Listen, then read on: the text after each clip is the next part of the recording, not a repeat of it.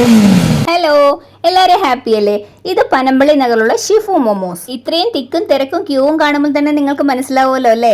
ഞാൻ വിശദമായി പറയേണ്ടതില്ലല്ലോ ഇവിടുത്തെ ഐറ്റംസ് എത്ര നല്ലതാണെന്ന്. ഇവിടെ 4-in-1 പ്ലാറ്റർ കിട്ടും. 4 വെറൈറ്റി ഫ്ലേവറുള്ള മോമോസ് ഒരു പ്ലേറ്റ്. പിന്നെ ജാപ്പനീസ് സ്ട്രീറ്റ് സ്റ്റൈൽ റാമൺ വാങ്ങി.